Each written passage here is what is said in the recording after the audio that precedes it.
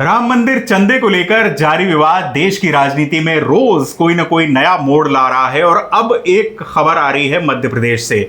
मध्य प्रदेश में दिग्विजय सिंह, कांग्रेस के वरिष्ठ नेता, ने अक्टूबर माह में एक यात्रा का ऐलान किया है और ये यात्रा होगी महाकाल की भूमि यानी उज्जैन से लेकर अयोध्या तक। आप समझ सकते हैं कि इसके राजनीतिक निहितार्थ क्या हैं, भले ही खुद दिग्विजय सिंह ये कह रहे हों कि ये यात्रा निजी है।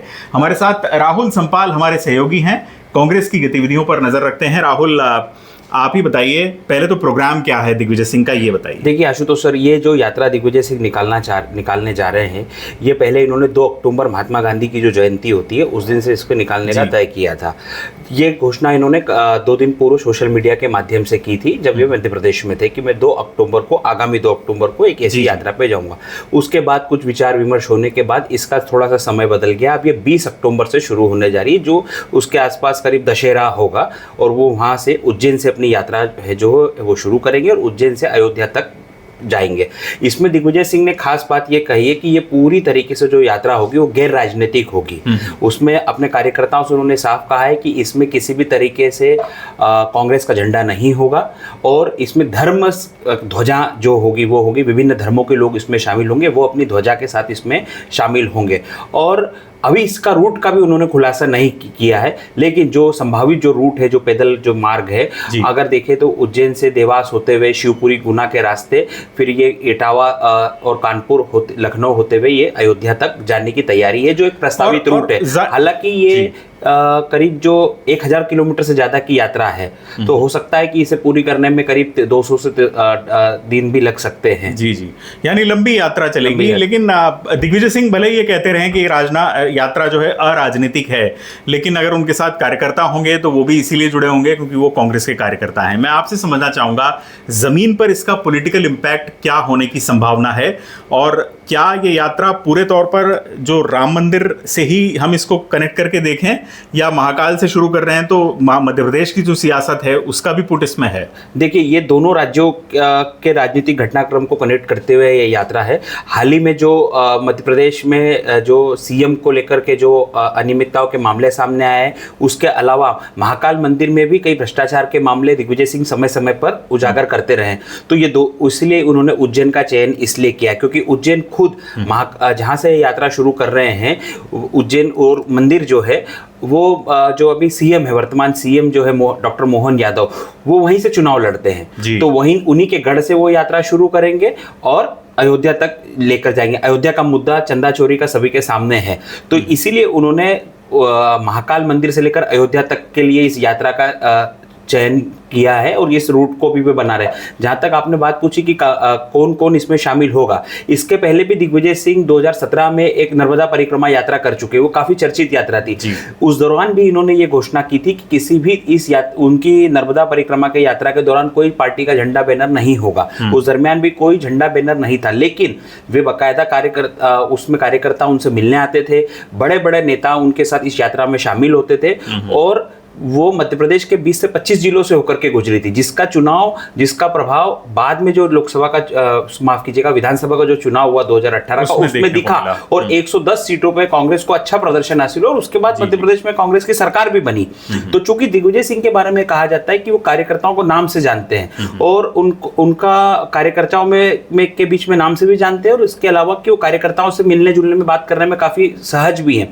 अभी उनकी जब से राज्यसभा की सीट राज्यसभा का कार्यकाल खत्म हुआ है, उसके बाद उन्होंने ये यात्रा को लेकर के ये कहा है कि अब पार्टी ने मुझे मुख्यमंत्री भी बनाया, विधायक भी बनाया, सांसद भी बनाया, अब मैं केवल धर्म की रक्षा के लिए निकलूंगा और धर्म ध्वजा उठाऊंगा। और उन्होंने सबसे अपील करी है कि इस यात्रा में शामिल हो। सबसे महत्वपूर्ण गौर करने वाली बात यह है कि उन्होंने संघ प्रमुख मोहन भागवत और वीएचपी के भी आला नेताओं से कहा है कि मैं धर्म की रक्षा के लिए यात्रा निकालने जा रहा हूं, मेरी इस यात्रा में आप लोग भी शामिल हों। कोई मांग उन्होंने इस यात्रा के इर्द गिर्द रखी है? आपकी बात हुई होगी वहां। देखिए आशुतोष सर, अभी जो ये पूरी यात्रा की जो तैयारियां है वो काफी प्रारंभिक स्तर पर है। उन्होंने केवल एक ट्वीट करके इसकी जानकारी दी है और उन्होंने समर्थन मांगा है। जहां तक मांग की बात आप कर रहे हैं वो केवल ये है कि जो चंदा चोरी हुई है उसकी जांच हो, महाकाल मंदिर में जो अनियमितताएं आ रही है उसकी जांच हो, तमाम प्रकार की ये विषय को समेटे हुए वो यात्रा कर रहे हैं। लेकिन इसके जो इसका जो वो है, अगर पीछे का मकसद देखें तो वो कहीं ना कहीं राजनीतिक मकसद ज्यादा नजर आता है। क्योंकि हम ये कह सकते हैं कि दिग्विजय सिंह भले इसको अराजनीतिक कहें, लेकिन ये दिग्विजय सिंह ही इसके आयोजक माने जाएं या कहीं ना कहीं से जो केंद्रीय कमान है उसका वरदस्त भी उनके ऊपर रहा होगा। देखिए, इस तरह जो ये यात्रा दिग्विजय सिंह निकालने जा रहे हैं, तो जो मेरी मध्य प्रदेश के लोकल नेताओं से बात हुई तो उन्होंने साफ ये कहा है कि इस यात्रा का कांग्रेस से कोई लेना देना नहीं है। वे अपनी निजी यात्रा पर निकल रहे हैं। जब वो नर्मदा यात्रा कर रहे थे तब भी कांग्रेस ने यही कहा था कि वे अपनी यात्रा कर रहे हैं, और ये गैर, दिग्विजय सिंह खुद इस बात को बोल चुके हैं कि वो गैर राजनीतिक यात्रा कर रहे हैं। लेकिन मायने इसके इसलिए जरूरी है कि जब ये दशहरे के बाद से यात्रा पर निकलेंगे अक्टूबर में, तो जो उत्तर प्रदेश के जो चुनाव है वो फरवरी मार्च तक प्रस्तावित है। तो जब अक्टूबर में चलेंगे तो नवंबर, दिसंबर, जनवरी और फरवरी में जब चुनाव की अगर घोषणा होगी तो 4 महीने दिग्विजय सिंह अपनी यात्रा के जरिए उस रूट पे माहौल बनाने का काम जरूर करेंगे, जाहिर तौर पर कांग्रेस के लिए फायदेमंद होगा। और एक चीज यह भी इंपॉर्टेंट है कि दिग्विजय सिंह समय समय पर खुद को यह भी बता चुके हैं कि मुझसे बड़ा सनातनी कोई नहीं है। वो मैं आपकी जानकारी के लिए बता दूं, वो एकादशी का व्रत करते हैं। अभी आषाढ़ी एकादशी आएगी तब वे मंदिर दर्शन करने जाते हैं और तमाम प्रकार के जो कर्मकांड होते हैं उसको पूरी तरीके से वो पालन करते हैं। और कई बार सार्वजनिक मंच से बोल चुके हैं कि मुझसे बड़ा सनातनी कोई नहीं है।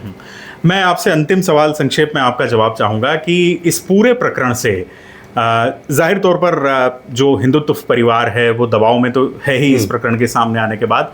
कांग्रेस क्या इसको ठीक प्रकार से अपने पक्ष में भुना पा रही है ओवरऑल, अगर राष्ट्रीय परिप्रेक्ष्य में आप देखें तो? देखिए, दिग्विजय सिंह अगर ये यात्रा निकलेंगे तो स्वाभाविक तौर पर कि जहां से ये यात्रा निकलेगी वहां का कांग्रेस का जो संगठन होगा जिला लेवल का, या वहां का वो पर्दे के पीछे से उन्हें सपोर्ट जरूर करेगा जी। क्योंकि कहीं ना कहीं कई जगह ऐसी है कि जहां से यात्रा जाएगी तो उन्हें सपोर्ट करना पड़ेगा। तो अभी तो फिलहाल कोई समर्थन नहीं दिख रहा, लेकिन जैसे जैसे ये यात्रा बढ़ेगी हो सकता है कि कुछ चर्चित चेहरे, कांग्रेस पार्टी के कुछ बड़े नेता लोग इसमें शामिल हो जाए। क्योंकि दिग्विजय सिंह ने यह मुद्दा जो उठाया है उसके बाद अखिलेश यादव की भी प्रतिक्रिया आई है और उन्होंने कहा है कि यह जो चंदा चोरी का जो आप मामला मुद्दा उठा रहे हैं, यह आपने बड़ा मुद्दा उठाया है और उज्जैन से लेकर अयोध्या तक जो आप ये कर रहे हैं उसका उन्होंने स्वागत तो नहीं किया है, लेकिन हाँ, उज्जैन से जो उन्होंने बताया कि अयोध्या तक में भ्रष्टाचार फैला हुआ है उसकी उन्होंने सराहना की और बताया कि भाजपा के शासनकाल में वाकई में ये चीजों भ्रष्टाचार हो रहा है। जी।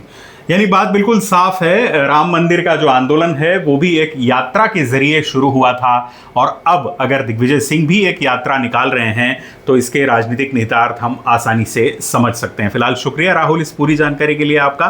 देखना होगा कि ये यात्रा उत्तर प्रदेश के विधानसभा चुनाव को और देश की सियासी फिजा को किस तरीके से प्रभावित करेगी।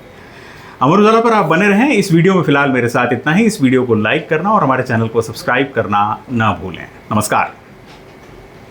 अगर आप ये वीडियो YouTube पर देख रहे हैं तो हमारे चैनल को सब्सक्राइब कर बेल आइकन दबाएं और Facebook पर देख रहे हैं तो हमारे पेज को लाइक करें।